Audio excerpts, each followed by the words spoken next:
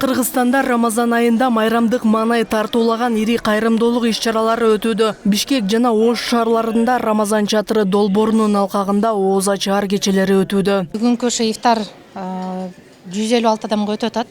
Реабилитационный центрдан ошо бириктен келишти. Андан тышкары ошо көз жакшы көрбөгөн, кулагы жакшы укпаган адамдардан негизи эле күнүнө эле ошо майып адамдар, улуу жаш болобу анысына карабай ден соолугун чектелген, мүмкүнчүлүгү чектелген адамдар келет. Бул жылы уже 10-чы тарапы менен өтүп атат ошо Рамазан чатыры. Буюрса ошомо 16 мартка чейин өтөбүз. Ар бир адам өзүнүн салымын салса болот. Ыктыярчылар, демөөрчү катары, кийим-кече, тамак аш, ар бир жардамды биз кабыл алабыз күнүнө. 20 февралда старт алган ооз ачаар кечелеринин 6-чы күнү Борбор калаада жайгашкан Берек реабилитациялык борборунун тарбиялануучулары чакырылган. Жылда бизде ушул жерге чакырышат, жылда келип ушул жерден балдарыбыз менен келебиз, балдарыбыз менен келип ушундай эм алып кетебиз. Жакшы майрамдык маанайда алып кетебиз. Ушул жерге чоң рахмат. Орозо кармаган мусулмандардын орозолору кут болсун. Биздин центр эми бизде балдар необычный балдар. Бизде деген 15 жаштан 40 жашка чейинки балдар бар. Баары круглосуткада бизде 20 бала бар. Жакшы карайбыз, 5 мал тамак беребиз. Бул иш-чара адамдарды жакшылыкка үйрөтөт, ошондой эле Рамазандын маанисин чындап түшүнүүгө жардам берет. Рамазан айында пайгамбарыбыздын бир хадистеринде ушундай келет экен, 4 нерсени аткаргыла дейт экен. Экөөсүн кылсаңар Алла ыраазы болот, ал эми экөөсүн аткарсаңар өзүңөргө пайдалуу дейт экен.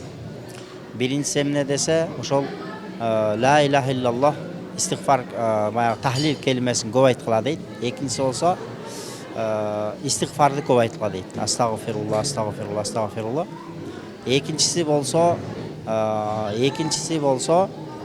баягы насалукал жанната ва наузу бика минан нар. Эй Аллахым, биз сенден бейишти сурайбыз жана тозоктон сактоо сурайбыз. Ошондуктан орозодо адамдар ушул нерсени сураш керек экен да. Биринчиси Алла Тааладан бейишти тилешибиз керек. Экинчиси болсо Алла Тааладан тозоктон оолак кылуусун жараткан Аллахтан тилешибиз керек.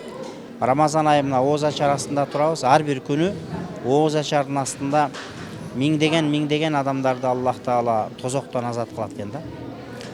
Ошол кимдердин Алла Таала тозоктон азат кылат десе, биринчи орозо кармаган адамдарды, экинчиси ошол орозо кармаган адамдардын оозун аштырып соопчулук амал кылгандар дейт экен да. Долбоор 10 жылдан бери туруктуу иштеп келет. Ага ресторандардан, коомдук тамактануучу мекемелерден тарта ар кыл тармактагы ишкерлер, атактуулар, ыктыярчылар салым кошууда. 3-4 жылдан бери ушул жерде алып баруучулук кылабыз, келип кызмат көрсөтөбүз.